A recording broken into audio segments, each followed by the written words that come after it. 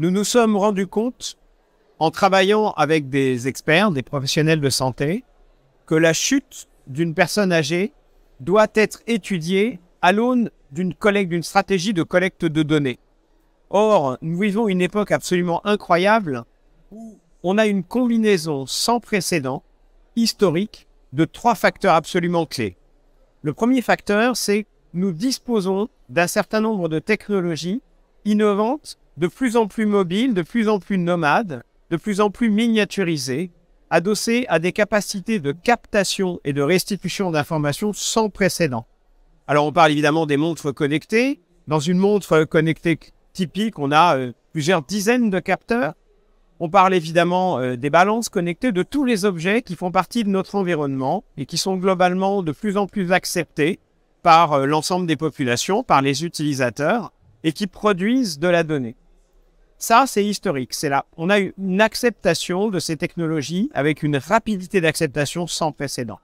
Le deuxième facteur qu'on constate, c'est qu'on a aujourd'hui une science en traitement des données, alors notamment avec le développement, la poussée extraordinaire de l'intelligence artificielle, mais aussi de structures algorithmiques, d'arbres de décision, mais aussi de technologies d'apprentissage par renforcement, d'apprentissage profond, qui sont également sans précédent. Et si on combine déjà ces deux univers, l'univers de la collecte des données au travers d'objets que nous portons, des objets connectés nomades, et nos capacités de traitement de données, on arrive à faire des choses absolument extraordinaires. Et puis le troisième vecteur, c'est que cette technologie est globalement acceptée par un nombre croissant d'individus.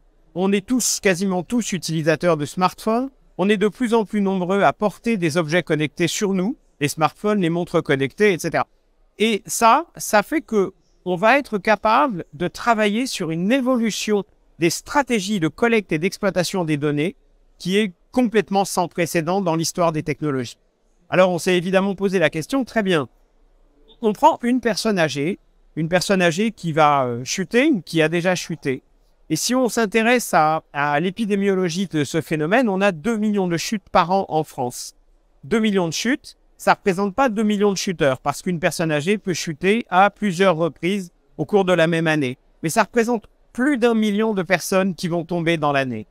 Ces personnes, elles vont tomber et on va être capable, à l'aide d'objets connectés, de détecter, de prévoir, de prévenir la chute potentiellement, mais surtout, une fois qu'une personne est tombée, nous nous sommes posé la question, que pouvons-nous faire pour aider cette personne à récupérer son équilibre, à récupérer une marche normale, la plus normale possible, bien qu'il y ait, et les experts, les professionnels du soin, nous l'ont clairement exprimé, bien qu'il y ait un risque de ce qu'on appelle la régression psychomotrice, c'est-à-dire un risque de peur de chuter de nouveau.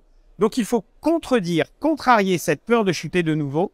Et on s'est posé la question avec un comité d'experts. Nous sommes des experts en intelligence artificielle et en développement de solutions numériques. Nous sommes allés chercher des professionnels, des experts en santé, puis des experts de la marche, l'analyse de la marche, la façon dont que j'ai de me déplacer et des données qu'on va pouvoir collecter à propos de cette marche.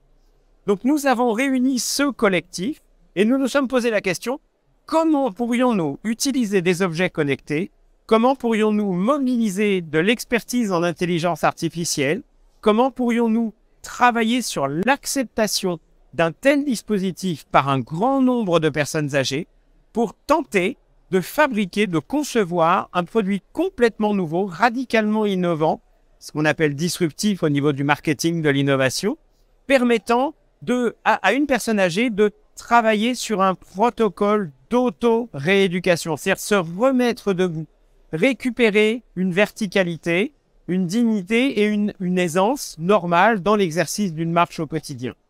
Alors comment faire? À partir du moment où on dispose de ce collectif d'expertise, nous avons inventé une solution permettant d'aller vers la réhabilitation, l'auto-réhabilitation d'une personne âgée. Alors ça se passe comment? Eh bien c'est très simple. Je suis tombé. Je m'appelle Jean-Paul, par exemple, j'ai 82 ans et je suis tombé. Je vais voir un professionnel de santé. Ça peut être un kiné, ça peut être un généraliste, ça peut être un gériatre. Ce professionnel de santé m'invite à m'équiper d'une montre connectée, me permet également de télécharger une application sur un smartphone. Si je n'ai pas de smartphone, ça n'est pas grave, je vais m'en passer. Mais si j'utilise régulièrement un smartphone, je vais télécharger une application dédiée sur mon smartphone. Je vais également, avec mon professionnel de santé, faire le tour de mes proches pour impliquer le plus possible de mes proches, de mes aidants, de mes enfants, éventuellement de ma fratrie, dans l'exercice de ce protocole d'auto-réhabilitation. Et à partir de ce moment-là, c'est parti. Le protocole se met en place. Donc on me conçoit, les professionnels de santé conçoivent pour moi un plan, un programme personnalisé d'auto-réhabilitation. Il s'agit d'un programme multimodal avec des conseils en nutrition, des conseils relatifs à mon exercice physique, éventuellement des activités physiques adaptées, des conseils relatifs à l'organisation de ma journée.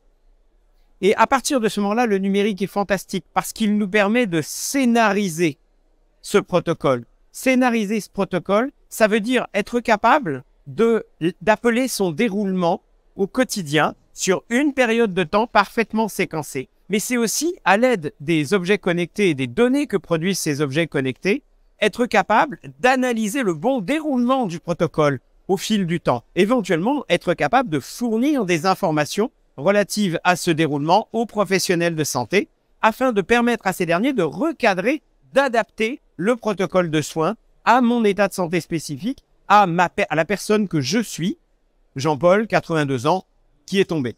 L'objectif étant, très rapidement, le plus rapidement possible, de me remettre debout et de me redonner confiance dans l'exercice de ma marche.